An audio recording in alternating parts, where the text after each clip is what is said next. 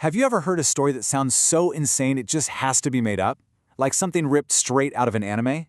Well, today we're talking about the time a single swordsman faced down an entire army, and actually won. This is the legend of the duel at Ichigoji. Okay, so picture this. We're in a field just outside of Kyoto, way back in the early 1600s. On one side, you have one guy, Miyamoto Musashi, a wandering, masterless swordsman. And on the other side, the entire force of Japan's most famous sword school. We're talking over 70 warriors, armed to the teeth. The odds weren't just bad. They were completely impossible. So, the big question is, right, how in the world does that happen? How does one person not only survive something like that, but actually walk away the winner? Well, it's an incredible story of a bitter rivalry, a dishonorable trap, and one of the most brutal displays of sword fighting ever recorded. So, let's dive in and break it down. To really get why this slaughter happened, we've got to rewind a bit. We need to understand the humiliation that sparked the whole thing. See, this wasn't some random battle. Oh no, this was the bloody, inevitable climax of a really, really bitter feud. So, on one side, you've got the Yoshioka clan.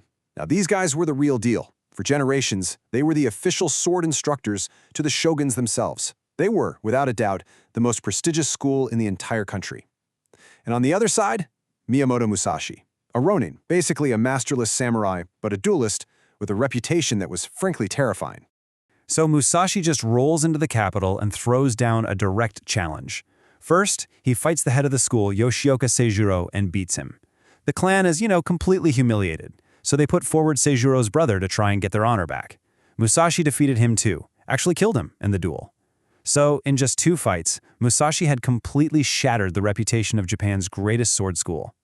Beaten, humiliated, their top 2 masters defeated. The Yoshioka school was reeling. At this point, they basically decided, okay, forget honor. They came up with a desperate and pretty dirty plan for revenge. And their next move? It was just shocking. They named the final heir of the clan, a 12-year-old kid named Matashihiro, as the new head of the school. Can you believe that? Then they issued one final challenge to Musashi in the boy's name, setting the duel at a place called Ichigoji. But let's be real, this was never meant to be a duel. I mean, a 12-year-old stood zero chance against Musashi, and they knew it. The boy was just bait. The real plan was a full-scale ambush, an assassination, with the entire school hiding in the shadows, ready to attack. The Yoshioka clan gathered everyone, every student, every retainer, everybody they could find. And they didn't just bring swords, they brought archers and even riflemen, hiding them all around the dueling ground. They were ready to kill Musashi by any means necessary, completely throwing the warrior's code out the window. So the trap was set.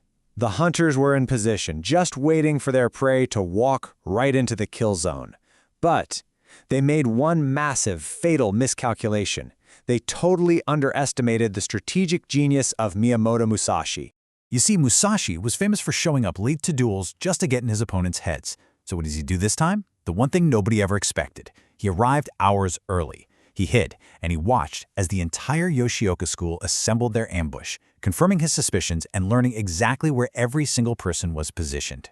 As the sun started to rise, the Yoshioka clan was getting impatient, probably thinking Musashi had chickened out and fled. And that's when he made his move. The hunters, suddenly and very violently, became the hunted. And he didn't go for the soldiers, nope. He burst from hiding and charged straight for the command group. His first target was the 12-year-old leader, who he cut down in a single, brutal slash. With that one move, he decapitated the entire operation, stunning the ambush force into total inaction. As the Yoshioka force just stared in horror, Musashi did his signature move. He drew both his long and short swords. In an instant, he went from stealthy assassin to an all-out berserker, ready to charge right into the heart of the enemy. With their leader dead and their formation shattered, that whole ambush force just devolved into a panicked mob. Musashi carved a path right through them, fighting with this terrifying ferocity. He wasn't just defending himself, he was systematically slaughtering his way through the stunned crowd, using the very chaos he'd created to his advantage. The battle was short, it was bloody, and it was absolutely decisive. When Musashi finally broke through their lines and escaped into the nearby rice paddies, he left behind a scene of just total carnage and the complete ruin of a legendary institution. The aftermath was final. With all of its heirs dead and its ranks decimated, the most prestigious kenjutsu school in Japan just ceased to exist. Musashi's victory was so complete that he didn't just defeat his rivals, he literally erased them from history. This event is what cemented Musashi's legend as Japan's greatest swordsman, for sure. But it leaves us with a pretty tough question, doesn't it? Was his victory a masterpiece of strategy, turning an ambush on its head with brilliant foresight? Or was it the act of a ruthless killer who slaughtered a child to win a fight? The legend of Musashi is built on both, and it really forces you to ask where the line between a warrior and a butcher truly lies.